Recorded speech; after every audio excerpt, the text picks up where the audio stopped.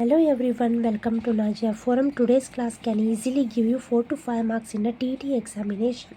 Science pedagogy looks difficult, but actually it is a super easy if you understand just three things: how to teach, how to children learn, how to apply concept in a classroom.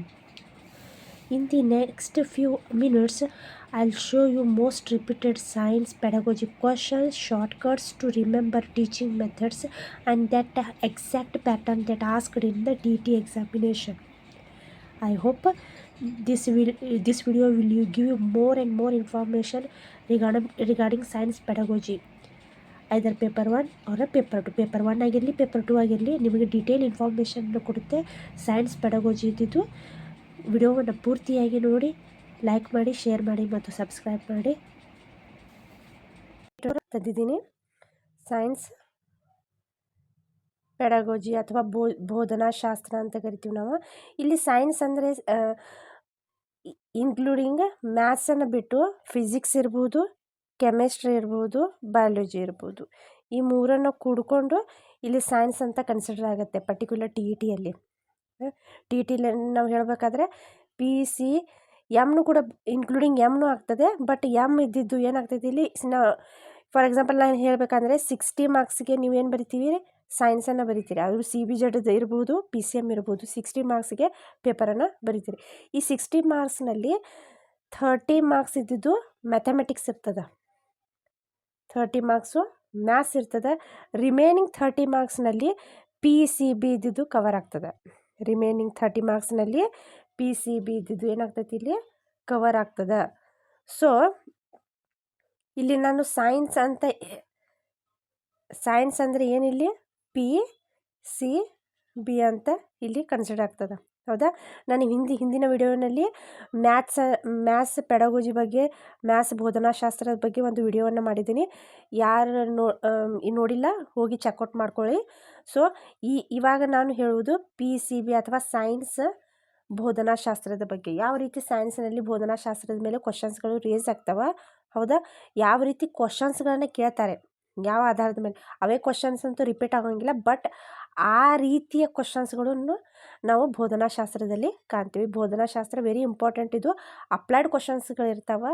So ಒಂದು ಸ್ವಲ್ಪ understand ಆತಂದ್ರೆ ನಾವೇನು ಮಾಡ್ತೀವಿ, ಅಲ್ಲಿ ಆನ್ಸರನ್ನು mark ಮಾಡ್ಬೋದು. ಅದರ ಸಲುವಾಗಿ ಏನು ಓದುವಂಥದ್ದೇನು ಅವಶ್ಯಕತೆಯೇ ಇಲ್ಲ, ಹೌದಾ?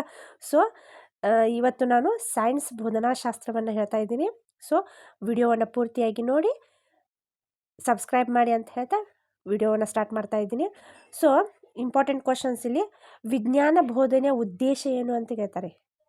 ಇಲ್ಲಿ ಪರ್ಟಿಕ್ಯುಲರ್ ಬಯಾಲಜಿ, ಫಿಸಿಕ್ಸು, ಸೈನ್ಸು ಈ ರೀತಿ ಕೇಳಂಗಿಲ್ಲ, ಹೌದಾ? ಗಣಿತ ಬೋಧನೆಯ ಉದ್ದೇಶನ ಕೇಳ್ತಾರೆ, ಹೌದಾ? ಬಟ್ ಸೈನ್ಸ್ ಅಂತ ಕೇಳಿದ್ರೆ ಏನು ಕೇಳ್ತಾರೆ, ಇಲ್ಲಿ ವಿಜ್ಞಾನ ಬೋಧನೆಯ ಉದ್ದೇಶ ಏನು. ಒಂದು ಕುತೂಹಲ ಇರ್ಬೋದು, ವಿಜ್ಞಾನ ಮನೋಭಾವನೆಯನ್ನು ಮಕ್ಕಳಲ್ಲಿ ಬೆಳೆಸುವುದಿರ್ಬೋದು, ಅವಲೋಕನ ಮಾಡುವುದಿರ್ಬೋದು, ಹೌದಾ? ತಾರ್ಕಿಕ ಚಿಂತನೆಯನ್ನು ಮಕ್ಕಳಲ್ಲಿ ಬೆಳೆಸುವುದು ಇರ್ಬೋದು. ಈ 4 ಉದ್ದೇಶಗಳು ವಿಜ್ಞಾನ ಬೋಧನೆಯ ಉದ್ದೇಶಗಳಾಗಿರ್ತವೆ, ಹೌದಾ? ಕುತೂಹಲವನ್ನು ಮೂಡಿಸುವುದು, ವಿಜ್ಞಾನ ಮನೋಭಾವನೆಯನ್ನು ಮೂಡಿಸುವುದು, ಅವಲೋಕನ ಮಾಡಿಸುವುದು, ತಾರ್ಕಿಕ ಚಿಂತನೆಯನ್ನು ಬೆಳೆಸುವುದು ಮಕ್ಕಳಲ್ಲಿ. ವಿಜ್ಞಾನ ಕಲಿಕೆಯ ಮುಖ್ಯ ವಿಧಾನ ಯಾವುದಪ್ಪ ಅಂತಂದ್ರೆ ತನಿಖಾ ವಿಧಾನ, ಇನ್ಕ್ವೈರಿ ಮೆಥಡ್ ಅಂತ ಕರಿತೀವಿ. ಆ ವಿಧಾನದಿಂದ ವಿಜ್ಞಾನವನ್ನು ಏನು ಮಾಡ್ತೀವಿ, ನಾವು ಕಲಿತೀವಿ. ಲರ್ನಿಂಗ್ ಬೈ ಡೂಯಿಂಗ್ ಅಂದರೆ ಏನು, ಸಂಬಂಧಿಸಿದ ವಿಧಾನ ಅಂದರೆ ಏನು, ಕ್ರಿಯೆ ಆಧಾರಿತ ಪ್ರಯೋಗಾತ್ಮಕ ವಿಧಾನ ಅಂತ ಕರೀತೀವಿ. ಲರ್ನಿಂಗ್ ಬೈ ಡೂಯಿಂಗ್, ಹೌದಾ? ಕ್ರಿಯೆ ಮಾಡ್ತಾ ಕಲಿಯುವುದು, ಇದನ್ನು ಕ್ರಿಯಾ ಆಧಾರಿತ ಪ್ರಯೋಗಾತ್ಮಕ ಪ್ರಾಕ್ಟಿಕಲ್ ಮೆಥಡ್ ಅಂತಲೂ ಕರಿತೀವಿ ನಾವು. ಕ್ರಿಯೆ ಆಧಾರಿತ ಪ್ರಯೋಗಾತ್ಮಕ ವಿಧಾನ ಅಂತ ಕರಿತೀವಿ, ಹೌದಾ? ಸೊ ವಿಜ್ಞಾನದಲ್ಲಿ ಕನ್ಸ್ಟ್ರಕ್ಟಿವಿಸಮ್ ನೀಡಿದವರು ಯಾರು? ಜೀನ್ ಪಿಯಾಜೆ ಮತ್ತು ವೆಗೋಟ್ಸ್ಕಿ. ಇವರು ಸೋಷಿಯಲ್ ಕನ್ಸ್ಟ್ರಕ್ಟಿವಿಸಮ್ ಬಗ್ಗೆ ಇಲ್ಲಿ ವಿಜ್ಞಾನದಲ್ಲಿ ಅದನ್ನೇನು ಮಾಡ್ತಾರೆ, ಅಳವಡಿಸ್ತಾರೆ. ವಿಜ್ಞಾನ ಬೋಧನೆಯ ಉತ್ತಮ ವಿಧಾನ ಯಾವುದಪ್ಪ ಅಂತಂದರೆ ಹ್ಯಾಂಡ್ ಆನ್ ಆ್ಯಕ್ಟಿವಿಟೀಸ್. ಕೈಯಿಂದ ಮಕ್ಕಳು ತಮ್ಮ ಕೈಯಿಂದ ಏನು ಮಾಡಬೇಕು, ಆ ಪ್ರಯೋಗಗಳನ್ನು ಮಾಡುವುದರಿಂದ ವಿಜ್ಞಾನ ಬೋಧನೆ ಏನಾಗ್ತದೆ, ಇಲ್ಲಿ ಸಕ್ಸಸ್ ಆಗ್ತದೆ. ಸೊ ಹಸ್ತಚಾಲಿತ ಪ್ರಯೋಗಗಳು ಅಂತ, ಹ್ಯಾಂಡ್ಸ್ ಆನ್ ಆ್ಯಕ್ಟಿವಿಟೀಸ್, ನಮ್ಮ ಕೈಯಿಂದ ಏನು ಮಾಡಬೇಕು, ಪ್ರಯೋಗಗಳನ್ನು ಮಾಡಬೇಕು. ಅವಾಗ ಏನಾಗ್ತದೆ, ಅದರ ಬೋಧನೆಯ ಒಂದು ಉದ್ದೇಶ ಪೂರ್ತಿ ಆಗ್ತದೆ.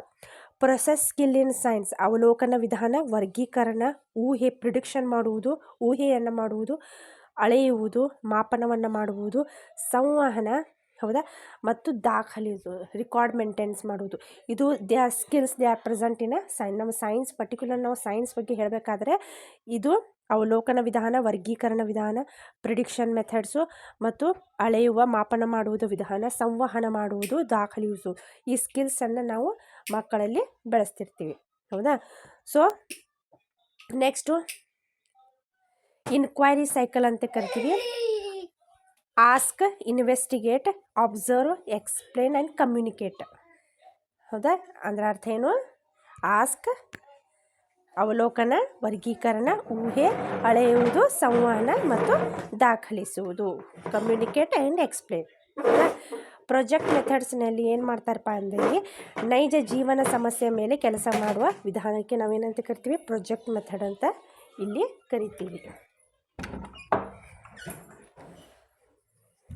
Demonstration method. ಡೆಮಾನ್ಸ್ಟ್ರೇಷನ್ ಇಲ್ಲಿ ಶಿಕ್ಷಕ ಇದ್ದವ ಮಕ್ಕಳಿಗೆ ಏನು ಮಾಡ್ತಾನಪ್ಪ ಅಂದ್ರೆ ಪ್ರದರ್ಶನವನ್ನು ಮಾಡ್ತಾನೆ. ಹೌದಾ.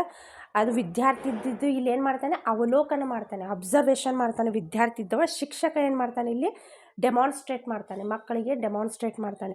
That is the demonstration method which is present in science. ಸೈನ್ಸ್ನಲ್ಲಿ ಇದನ್ನು ಕಾಣ್ತೀವಿ ನಾವು. ಹೌದಾ. ಎಕ್ಸ್ಪೆರಿಮೆಂಟ್ ಮೆಥಡ್ ವಿದ್ಯಾರ್ಥಿಗಳು ಮಾಡುವ ಪ್ರಯೋಗಗಳು. ವಿದ್ಯಾರ್ಥಿಗಳು ಏನು ಮಾಡ್ತಾರೆ? ಶಿಕ್ಷಕರ ಸಮ್ಮುಖದಲ್ಲಿ ಏನು ಮಾಡ್ತಾರಪ್ಪ ಅಂತಂದರೆ ಪ್ರಯೋಗಗಳನ್ನು ಮಾಡ್ತಾರೆ, ಪ್ರಯೋಗಗಳನ್ನು ಕಂಡಕ್ಟ್ ಮಾಡ್ತಾರೆ. ಅದು ಕೂಡ ಒಂದು ಮೆಥಡು, ಅದು ನಾವು ಸೈನ್ಸ್ನಲ್ಲಿ ಕಾಣ್ತೀವಿ. ಹ್ಯೂರಿಸ್ಟಿಕ್ ಮೆಥಡ್ ದಟ್ ಈಸ್ ವಿದ್ಯಾರ್ಥಿಗಳು ತಾವೇ ಕಂಡುಹಿಡಿಯುವುದನ್ನು. ವಿದ್ಯಾರ್ಥಿಗಳು ಹೊಸ ಹೊಸ ಸಂಶೋಧನೆಗಳನ್ನ ಮಾಡ್ತಿರ್ತಾರೆ. ಯಾವುದೇ ಒಂದು ವಸ್ತುಗಳಿಂದ ಹೊಸ ವಸ್ತುಗಳನ್ನ ಫೈಂಡ್ ಔಟ್ ಮಾಡ್ತಿರ್ತಾರೆ. ತಾನೇ ಹೊಸದನ್ನು ಏನು ಮಾಡ್ತಿರಪ್ಪ ಅಂದರೆ ಇನ್ವೆಂಟ್ ಮಾಡ್ತಿರ್ತಾರೆ. That is find out your self ಅಂತ ಕರಿತೀವಿ ನಾವು. ಅಥವಾ ಹ್ಯೂರಿಸ್ಟಿಕ್ ಮೆಥಡ್ ವಿದ್ಯಾರ್ಥಿಗಳು ಒಂದು ಹೊಸ ವಸ್ತುವನ್ನು ಕಂಡುಹಿಡಿಯುವ ವಿಧಾನ. Constructivism teacher role that facilitator. Teacher role ಏನಾಗ್ತೈತಪ್ಪ ಅಂದರೆ ವಿಜ್ಞಾನದಲ್ಲಿ ಓನ್ಲಿ ಫೆಸಿಲಿಟೇಟರ್. ವೆರಿ ಇಂಪಾರ್ಟೆಂಟ್ ಇದು. ಎಕ್ಸಾಮ್ನಲ್ಲಿ ಕೇಳಿದ್ರಪ್ಪ ಅಂತಂದರೆ ಟೀಚರ್ದು ಕಾರ್ಯ ಏನು, ಟೀಚರ್ದ ಕಾರ್ಯ ಏನು. ಇನ್ನು ಸೈನ್ಸ್ನಲ್ಲಿ ಟೀಚರ್ನ ಮುಖ್ಯ ಕಾರ್ಯ ಏನಪ್ಪ ಅಂದರೆ he is act like a facilitator ಆಗಿ ಕೆಲಸವನ್ನು ಮಾಡ್ತಿರ್ತಾರೆ teacher. Okay. Next learning outcome in science. ಸೈನ್ಸ್ನಲ್ಲಿ ಏನು ಔಟ್ಕಮ್ ಬರ್ತೈತಿ? ಫಸ್ಟಿಗೆ ಕಾನ್ಸೆಪ್ಟ್ ಆಗ್ತದೆ, ಪ್ರೊಸೆಸ್ ಆಗ್ತದೆ, ಸ್ಕಿಲ್ಸ್ ಡೆವಲಪ್ ಆಗ್ತದೆ. ನೆಕ್ಸ್ಟ್ ಅಟಿಟ್ಯೂಡ್ ಇದ್ದಿದ್ದು ಮಕ್ಕಳಲ್ಲಿ ಒಂದು ಅಟಿಟ್ಯೂಡ್ ಇದ್ದಿದ್ದು ಡೆವಲಪ್ ಆಗ್ತದೆ. First they are understand concept, they are that process it and skill development ಆಗ್ತದೆ. ಆ್ಯಂಡ್ ಆ್ಯಟಿಟ್ಯೂಡ್ ಇದ್ದಿದ್ದು ತನ್ನಿಂದ ತಾನೇ ಆ ಮಕ್ಕಳಲ್ಲಿ ಬಂದುಬಿಡ್ತೈತಿ. Science lab purpose. Science lab ಎದಕ್ಕೆ ಬೇಕಾಗ್ತೈತಿ? ದ್ಯಾಟ್ ಈಸ್ ಹೆಲ್ಪ್ ಟು ಮಕ್ಕಳಿಗೆ ಅನುಭವಾತ್ಮಕ ಕಲಿಕೆ ಮತ್ತು ಸುರಕ್ಷಿತ ಪ್ರಯೋಗಗಳನ್ನು ಮಾಡಲಿಕ್ಕೆ, ಹೊಸ ಹೊಸ ವಸ್ತುಗಳನ್ನ ಅನ್ವೇಷಣೆ ಮಾಡಲಿಕ್ಕೆ ಅದು ಸೈನ್ಸ್ ಲ್ಯಾಬ್ ಇದ್ದುದು ಮಕ್ಕಳಿಗೆ ಉಪಯೋಗವಾಗ್ತದೆ. Formative assessment. ಕಲಿಕೆಯ ಸಮಯದಲ್ಲಿ ನಿರಂತರ ಮೌಲ್ಯಮಾಪನ ನಾವು ವಿಜ್ಞಾನದಲ್ಲಿ ಕಾಣ್ತೀವಿ. ವಿಜ್ಞಾನದಲ್ಲಿ ಏನು ಕಾಣ್ತೀವಿ? ನಿರಂತರ ಮೌಲ್ಯಮಾಪನ ವಿಧಾನವನ್ನು ಕಾಣ್ತೀವಿ ನಾವು. ಹೌದಾ. Next summative assessment. Summative assessment ಮತ್ತು ಒಂದು ಪಾಠ ಮುಗಿದ ಮೇಲೆ ಅಥವಾ ಒಂದು ಯೂನಿಟ್ ಮುಗಿದ ಮೇಲೆ ಅದನ್ನು ಮೌಲ್ಯಮಾಪನ ಮಾಡುವುದು, ಅದು ಕೂಡ ವಿಜ್ಞಾನದಲ್ಲಿ ಕಾಣ್ತೀವಿ. Summative assessment. Diagnostic test. ದೋಷಗಳ ಪತ್ತೆ ಮಾಡುವುದು. ಮಕ್ಕಳಲ್ಲಿ ಯಾವುದೇ ದೋಷ ಇತ್ತಪ್ಪ ಅಂತಂದರೆ, ಹೌದಾ, ಯಾವುದರ ಒಂದು ಕಷ್ಟಗಳು ಇತ್ತಪ್ಪ ಅಂತಂದರೆ ಅದನ್ನೇನು ಮಾಡೋದು? ಐಡೆಂಟಿಫೈ ಮಾಡೋದು. That is diagnostic test. Remedial teaching. Remedial teaching means ಹೆಚ್ಚುವರಿ ಸಹಾಯ ನೀಡಿ ಆ ದೋಷವನ್ನು ಸರಿಪಡಿಸುವುದು. ದಟ್ ಈಸ್ ರೆಮಿಡಿಯಲ್ ಟೀಚಿಂಗ್ ನಾವು ವಿಜ್ಞಾನದಲ್ಲಿ ಕಾಣ್ತೀವಿ. Misconception in science. ಮಿಸ್ಕನ್ಸೆಪ್ಷನ್ ಇನ್ ಸಾಮಾನ್ಯ ತಪ್ಪು ಮತ್ತು ಕಲ್ಪನೆಗಳನ್ನು ಗುರುತು ಮಾಡಿ ಸರಿಪಡಿಸುವುದು. ಮಕ್ಕಳಲ್ಲಿ ಆಗುವಂಥ ಸಾಮಾನ್ಯ ತಪ್ಪು ಕಲ್ಪನೆಗಳನ್ನು ನಾವೇನು ಮಾಡಬೇಕು? ಅದನ್ನು ಐಡೆಂಟಿಫೈ ಮಾಡಿ ಅದನ್ನೇನು ಮಾಡಬೇಕು? ಸರಿಪಡಿಸುವಂಥದ್ದು ನಾವು ವಿಜ್ಞಾನದಲ್ಲಿ ಕಾಣ್ತೀವಿ. Science teaching aids. ಎಲ್ಲರಿಗೂ ಗೊತ್ತಿದೆ science teaching aids. That is models, charts, diagrams, videos, labs etcetera. ಹೌದಾ. ಭಾಳಷ್ಟು ಬರ್ತಾವೆ ಅದರಲ್ಲಿ. ಅವೆಲ್ಲವೂ ನಮ್ಮ ಟೀಚಿಂಗ್ ಏಡ್ಸ್ಗಳನ್ನ ಬಳಸಿ ನಾವು ವಿಜ್ಞಾನದಲ್ಲಿ ಬೋಧನೆಯನ್ನು ಮಾಡ್ತೀವಿ. ಹೌದಾ. Next outdoor learning.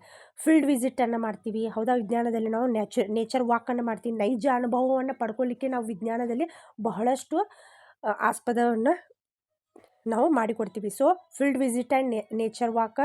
ಹೌದಾ. ಯಾವುದೇ ಒಂದು ಹೇಳಬೇಕಂತಂದರೆ ಈಗ ಫಾರ್ ಎಕ್ಸಾಂಪಲ್ ನಾವು ಲೀಚ್ ಬಗ್ಗೆ ಹೇಳಬೇಕಂತಂದರೆ ಮಕ್ಕಳಲ್ಲಿ ಲೀಚ್ ಹೌದಾ, ಲೀಚ್ ಬಗ್ಗೆ ನಾವು ಮಕ್ಕಳಲ್ಲಿ ಮನೋಭಾವನೆ ಆ ಲೀಚ್ ಇರುವಂಥ ಪ್ರದೇಶದಲ್ಲಿ ಹೋಗಿ ಮಕ್ಕಳಿಗೆ ನಾವು ವಿಸಿಟನ್ನು ಮಾಡಿದ್ರಪ್ಪ ಅಂತಂದರೆ ಅವ್ರಿಗೆ ಏನಾಗ್ತೈತೆ ಅದರ ಅನುಭವವಾಗ್ತದೆ. ಸೊ ಈ ರೀತಿ ಅದು ಕೂಡ ಲರ್ನಿಂಗ್ ಪ್ರೊಸೆಸ್ನಲ್ಲಿ ಬರ್ತಾರೆ. ಔಟ್ಡೋರ್ ಲರ್ನಿಂಗ್ ಅಂತ ಕರಿತೀವಿ ನಾವು, ವಿಜ್ಞಾನದಲ್ಲಿ ಕಾಣ್ತೀವಿ. ವಿಜ್ಞಾನದಲ್ಲಿ ಮತ್ತು 5E ಮಾಡೆಲನ್ನು ಕಾಣ್ತೀವಿ ನಾವು. That is engage, explore, explain, elaborate and evaluate ಅಂತ ಕರಿತೀವಿ ನಾವು. That is engage, explore, explain, elaborate and evaluate. ಹೌದಾ. ನೆಕ್ಸ್ಟ್ ಈಸ್ ಕಾನ್ಸೆಪ್ಟ್ ಮ್ಯಾಪಿಂಗ್ ಅಂತ ಹೇಳಿ ಸಂಪ್ರದಾಯಗಳ ನಡುವಿನ ಸಂಬಂಧವನ್ನು ಚಿತ್ರೀಕರಿಸುವುದು. Next last one is constructivism, class room features. ಗುಂಪು ಚಟುವಟಿಕೆಗಳನ್ನು ಮಾಡ್ತೀವಿ, ಚರ್ಚೆಗಳನ್ನು ಮಾಡಿಸ್ತೀವಿ. ಹಸ್ತಚಾಲಿತ ಕಲಿಕೆಯನ್ನು ನಾವು ವಿಜ್ಞಾನದಲ್ಲಿ ಕಾಣ್ತೀವಿ. ಹೌದಾ. These are the some important pedagogy questions. Pedagogy question old question ಪೇಪರ್ನಲ್ಲಿ ಈ ರೀತಿ ಕ್ವಶನ್ಸ್ಗಳನ್ನು ಇದೇ ಕೇಳಿರ್ತಾರೆ. ಹೌದಾ. ನೀವು ಇಷ್ಟು ಅಂಡರ್ಸ್ಟ್ಯಾಂಡ್ ಮಾಡ್ಕೊಂಡ್ರಪ್ಪ ಅಂತಂದ್ರೆ ಯಾವುದೇ ಕ್ವಶನ್ ಬರಲಿ ನೀವು ಅದಕ್ಕೆ ಏನು ಮಾಡ್ತೀರಿ, ಕರೆಕ್ಟಾಗಿ ಆನ್ಸರನ್ನು ಅಲ್ಲಿ ಟಿಕ್ ಮಾಡ್ತೀರಿ. ಹೌದಾ. ಸೊ ಐ ಹೋಪ್ ವಿಡಿಯೋ ನಿಮಗೆ ಒಂದು ಸ್ವಲ್ಪ ಇನ್ಫಾರ್ಮೇಷನ್ ಕೊಟ್ಟಿದೆ ಅಂತ ಕೊಟ್ಟಿದ್ದೆ ಆದರೆ ಸಬ್ಸ್ಕ್ರೈಬ್ ಮಾಡಿ, ಲೈಕ್ ಮಾಡಿ ಮತ್ತು ಶೇರ್ ಮಾಡಿ. ಧನ್ಯವಾದ.